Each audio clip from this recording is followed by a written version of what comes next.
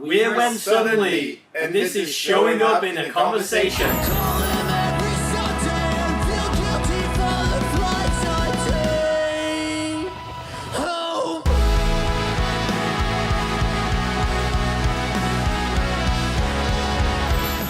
Hi Jack. Hi. How you doing? Hi.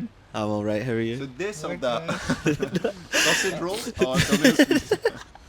Domino's pizza or sausage rolls?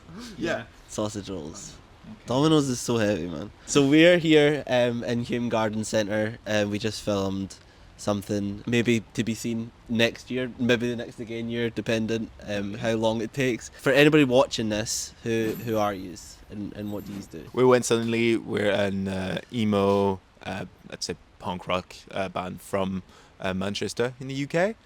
We've been going on for, I guess writing music for 4 years, but having that solid lineup for a year and a half, 2 years. We've been playing a bunch of gigs locally around this year. And, we're releasing music kind of like as we go, but we releasing bangers every time we release something. So Banger.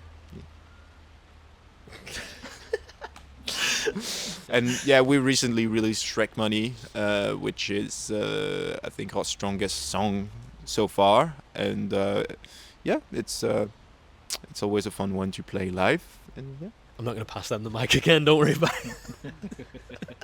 Did you want my life story as well? Every question's answered. I'm trying to talk about band, so Yeah. So just like quickly break it down. So you're Zach, you play the drums. Yeah, I'm Daniel, I play bass. I'm Joe, and I play the guitar, and I sing. Do you write the lyrics? Do you And want to I- dissect them all? I write the lyrics, and I don't want to dissect them all. It's really cold at the minute. Yeah. Thanks for Mhm. being here for like 4 hours. How's life? He's good. He's chilling. Yeah, it's good. It's good. We've been having a good time recently because we played. I think was it a gig sort of every month this Yeah. year, basically. I think every month from April through to November we had at least one show. which we've never really done before. So it really feels like it's been going well. And at the moment, we're in a bit of a writing phase as well, trying to record new stuff. So good. Sick. So Zach had just mentioned Shrek Money. You've just released that like mid-November. Alongside a music video, shout out Abby, and that was filmed in Atma. Yep. I know you don't want to go into the writing of it, No, yeah. but like if you just want to explain a little bit. Yeah, Shrek Money was interesting to write. I think it took us a long time to bring it fully together because I've been playing around with.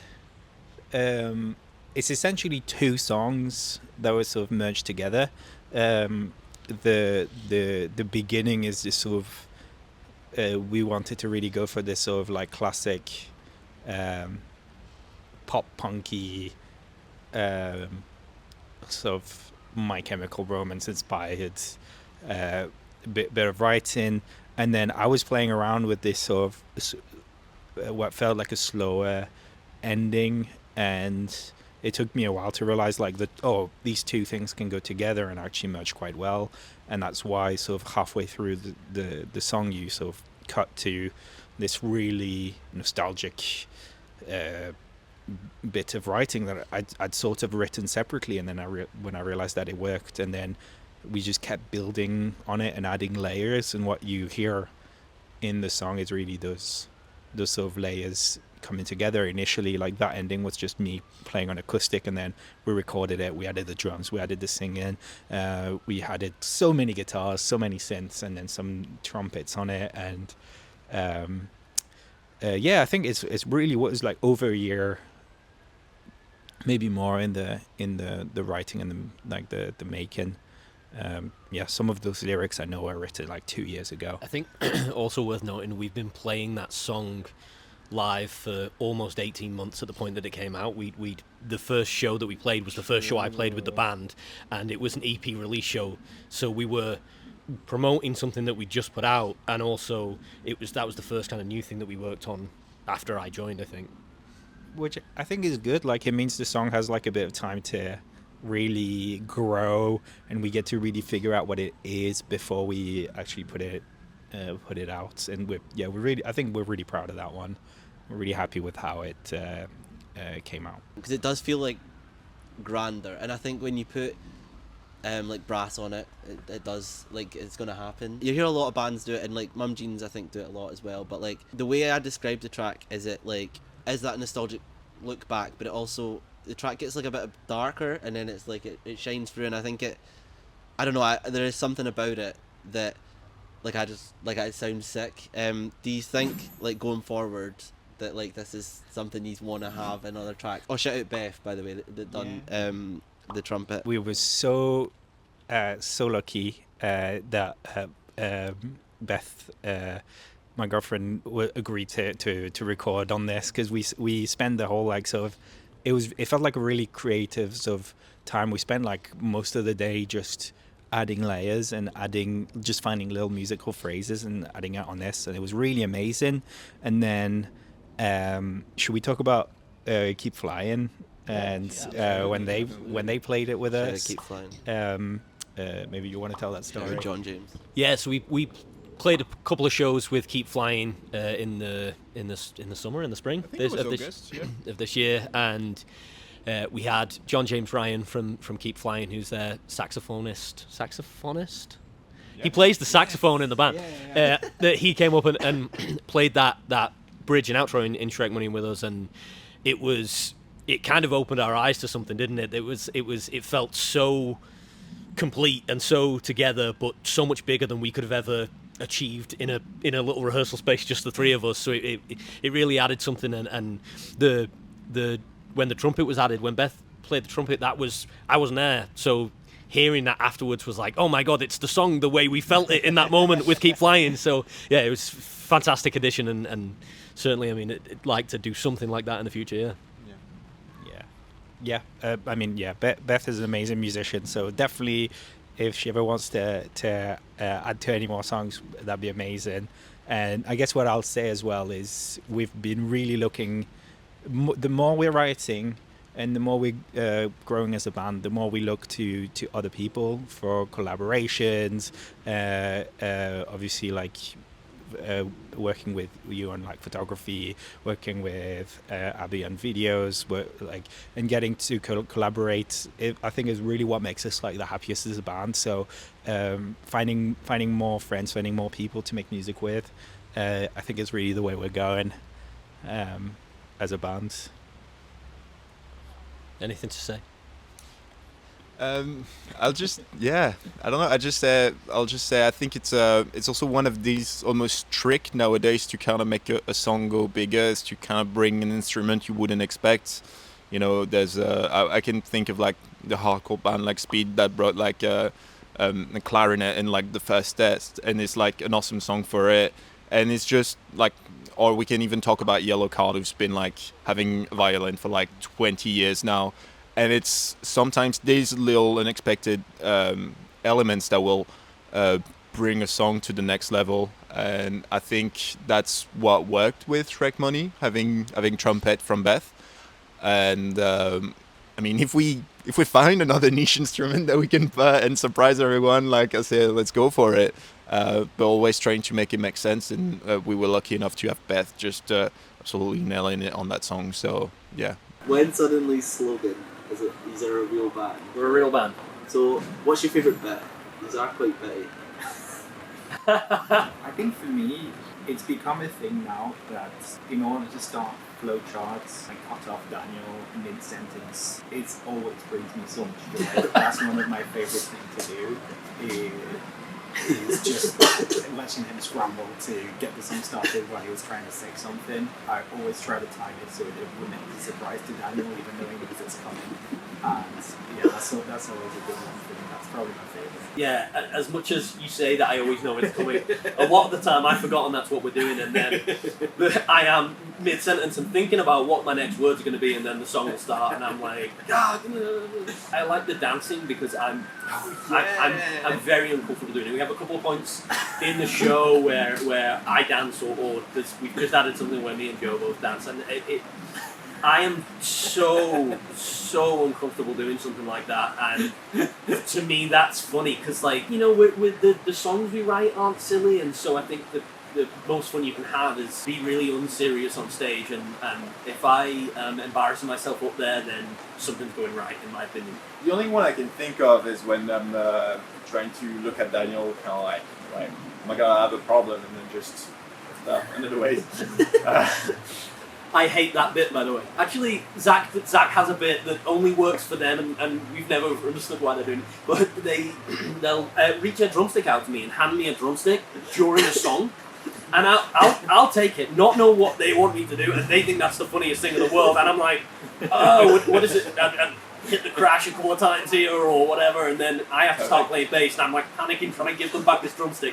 They think it's so funny. And I hate it. I hate all the bits you do, actually. I love our bits revolve around tormenting you, it seems. Yeah, and that started pretty much right away. So everything's the bassist's fault, and all of those kind of things. And again, I mean, if I don't, I'd rather be the butt of the joke than there be no jokes. So it works for me. Daniel. Love you, Daniel. I'm a martyr.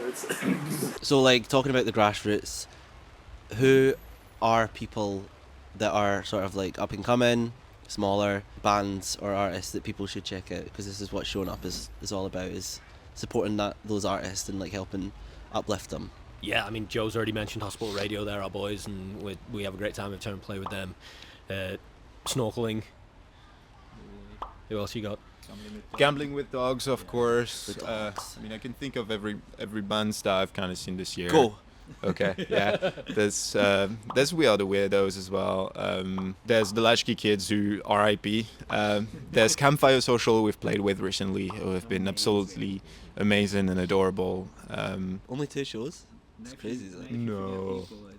Yeah, it's hard, right? I mean, I'm gonna shout out bands that I've just enjoyed. There's Pale Sailor as well that I'm yet to see. Leisure Hour. Leisure Hour, yeah. New EP, Leisure. Yeah. They're not from the UK, No, however, but, like, worldwide, right? they So can come. unprofessional, but I'm going to my phone because there's one band who've only played one show, and I had such a great time at the show, and I can't remember their name, and I feel terrible, but I have to find out. There's Vienna as well. I think a bit further south, however, amazing. There's the Losing Score as well that I've been listening to a bit, and quite amazing. Yeah, in Liverpool, we played with Arcadia Ego as well back in May, I think, and they were amazing as well. I've been listening to also like a bit of hardcore, which kind of blends more or less in the same scene. Like I've listened to Rosemary from Liverpool as well. That's quite amazing. So lastly, Showing Up is something that was created. I've struggled with my mental health in the past. So there's this grind set thing on socials at the minute, and it's like really destructive, and talking about how like show up at like fucking 5 a.m, shove your face in water and get up and day trade or whatever the fuck. But essentially it's like reclaiming what it's essentially is about, and it's about, to me, like showing up each day, like even if it's the little things like for friends, or it's showing up like doing something, progressing towards something that you're wanting to build, but also just like making sure that you're showing up for yourself. So essentially, what does showing up mean to you? I think it's a really important point you've made about the grind mindset. It's really dangerous, and I've been so guilty of trying to turn a dozen hobbies into some kind of revenue stream, and right up until the point that I joined this band, I was doing that, and it was only Zach asked me to join this band, and I was like, how am I going to find 3 hours a week in my schedule to do something like that, and have to do it every week at the same time? I don't know how I'm going to do that. And only through just getting together with these guys and playing music did I realize that I stopped enjoying all those hobbies because of what I'd done to it. And now I get to do this, and whether we never make a penny in our entire lives from this, which is pretty likely, it's fun, and this is what I love to do, and it's not yet become one of those things where I go, oh, why am I still doing this? And I think there's definitely been days and aspects of being in a band that each of us individually have kind of not felt great about in the moment or whatever, but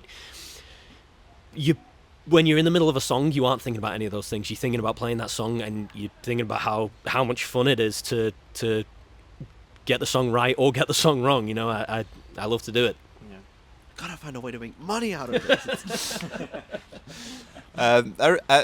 There's one thing that Joe said a while ago that I still remember, which was like probably after like playing a song in rehearsal that we really loved. It was like, God, I hope we still do that when we're 70. And I think for me that's kind of like what the baseline of showing up is essentially just show like doing that for yourself first and foremost.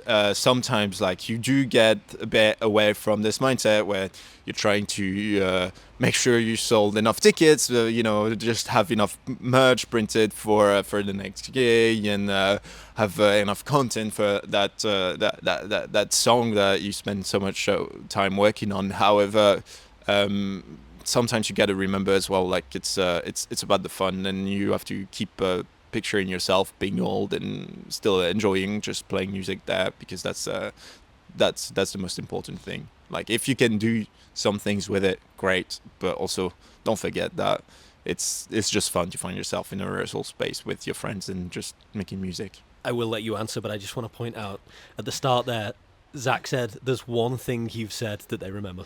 There's one thing you've ever said, and they still remember it. That's probably correct, though. Let's be honest.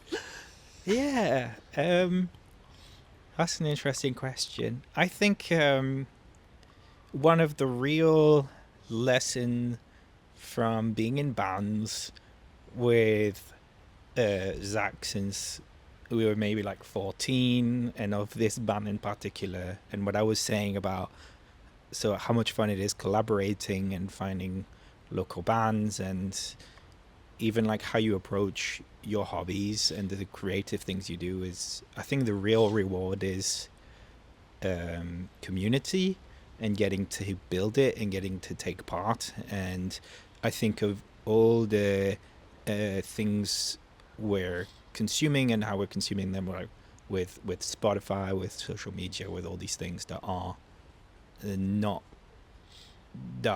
of, it's the opposite of that. It's the opposite of people in a room trying to make something, and it doesn't like. Like I said, it doesn't matter how good it is. It doesn't matter how many people sort of hear it. Like we're having fun and we're getting to be together. You're getting to meet other cool bands. People can show up and listen to Shreck Money Cool. everywhere, music video on YouTube. Yeah, thanks so much for the time. I appreciate it. Thank you, Jack. Thank you so much, Jack. You just call us Subway. Yeah. This is